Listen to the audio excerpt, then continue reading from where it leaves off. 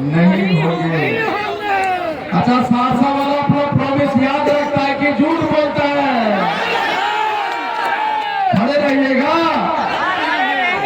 हमारे साथ मंच पे अखिल भारतीय पान महासंघ के प्रदेश अध्यक्ष मेरे साथ 2015 से लगातार कदम से कदम चलाकर चलने वाले श्री राम शंकर दास जी, अखिल भारतीय प्राण महासंघ के राष्ट्रीय अध्यक्ष श्रीमती हीरामणि ताती जी, इस जिला के जिला अध्यक्ष श्री सीताराम दास जी और यहाँ के दो धरना सेठ टुनटुन शर्मा जी और पवन शर्मा जी। आपको बता दो, जब सहरसा आए तो मेरे पास पैसे घट गया, पैसे नहीं बचा, तो मैंने दोनों धरना सेठ को कॉल लगाया।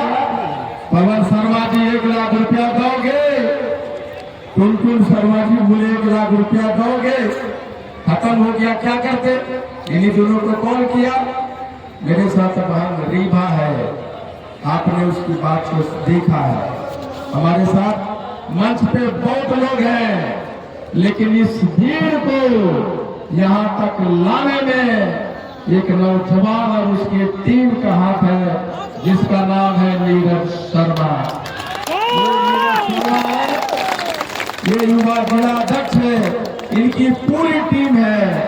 और अभी एक पागल सा आदमी घोड़ा पे बैठ के आया, गांव मुखिया, वो भी जवान हो गया था, लेकिन जिनका नाम मैं नहीं ले पा रहा हूँ। शशि भूषण जी कार्यकारी अध्यक्ष है, राष्ट्रीय सचिव राम शंकर दास जी है, मेरी बहन रेशमा है, साजन जी है, बहुत लोग हैं, विद्या शर्मा है, अमरदीप है, पता नहीं कितने हैं, अमित है, बहुत सारे लोग हैं।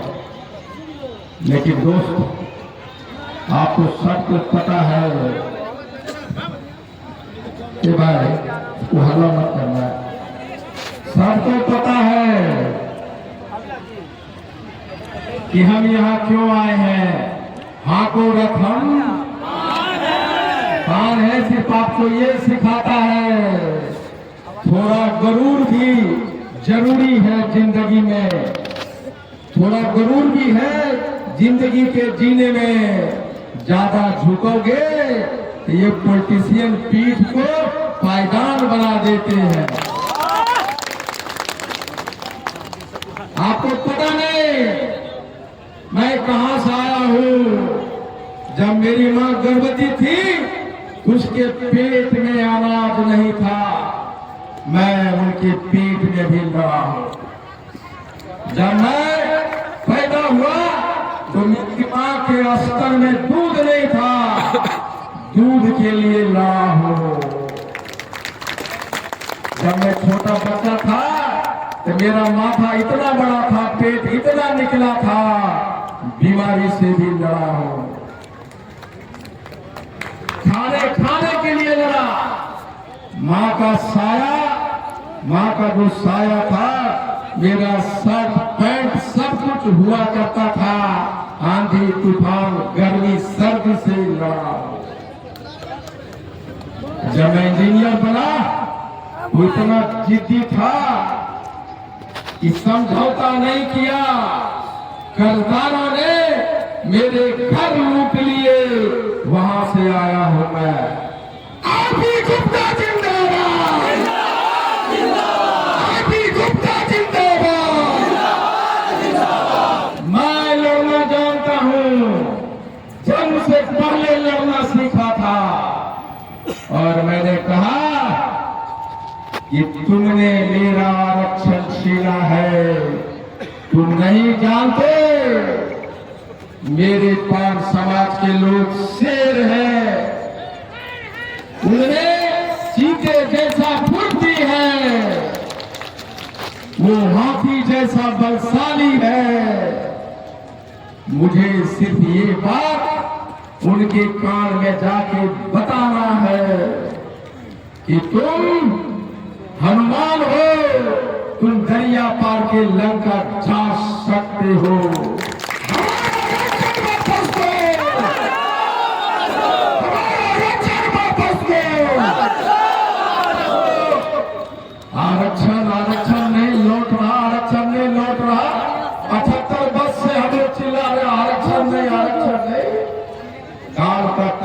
ने बदला दोस्तों। हम रोज सांस लेते हैं, 24 घंटा सांस लेते हैं, एक एक मिनट में, एक एक सेकंड में सांस लेते हैं, छोड़ते हैं।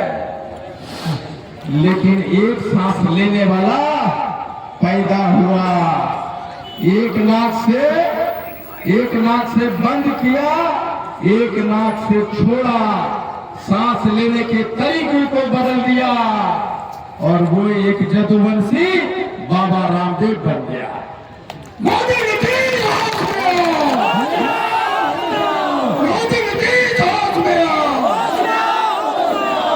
हमने कहा कि तरीका बदलना होगा, लड़ना होगा। नहीं लड़ेंगे तो ये लोग हमें डराते रहेंगे। 75-80 वर्ष से लगातार डराता रहा है। जैसे एक ताजा उदाहरण है, बांग्लादेश में हिंदुओं को बांग्लादेशी लोग मार रहे हैं। यहाँ मोदी जी बोल रहे हैं कि वहाँ बांग्लादेश में हिंदू अल्पसंख्यक है, उनको डरा रहे, उनको बचाना होगा। हमको कह रहे अल्पसंख्यक है, हिंदू खतरे में, और हिंदुस्तान में हिंदू बहुसंख्यक है। फिर मोदी जी कहते हैं हिंदुस्तान में हिंदू खतरे में।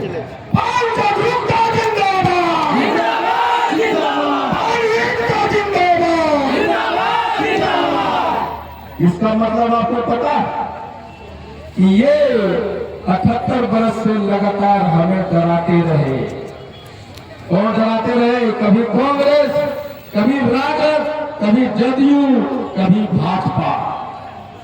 सुप्रीम कोर्ट से रास्ते बंद हुए, राजनीतिक पार्टियों से बंद हुए, तो मेरे पास कोई चारा नहीं था। हमने कहा आईपी गुप्ता, कि तुम्हारे बच्चों के सारे रास्ते बंद कर दिए गए हैं। तुम करोड़पति हो तो तुम्हारी हैसियत क्या है हमको बताओ। मैंने आईने में खड़े होकर पूछा कि तुम करोड़पति है, तुम्हारे बंगले हैं, तुम्हारी गाड़ी है, हवाई जहाज में सफर करते हो, अपनी हैसियत बताओ, अपनी राजनीतिक हैसियत बताओ कि 80 लाख तान समाज में 78 वर्ष में एक भी एमएलए नहीं हुआ।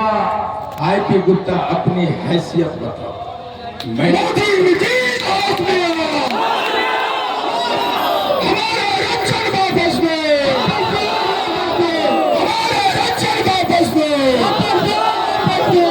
हमने पूछा 0.001 या 2 आईएएस तुम्हारे समाज में 2015 के बाद हुआ है। आईपी गुप्ता तुम अपनी हैसियत बताओ। हमने पूछा भाई, अरे भाई ऊपर टूट जाएगा यार। हमने कहा आईपी गुप्ता हैसियत बताओ। सहरसा में तुम्हारे लोगों को गर्दन काटे जा रहे हैं। आईपी गुप्ता तुम नामर्द बन के घर में बैठा है, अपना हैसियत बताओ। तुम्हारे बेटियों के घर में उसकी आबरू लूटी जा रही है। आईपी गुप्ता तुम अपना हैसियत बताओ। आईपी गुप्ता जिंदाबाद, आईपी गुप्ता जिंदाबाद,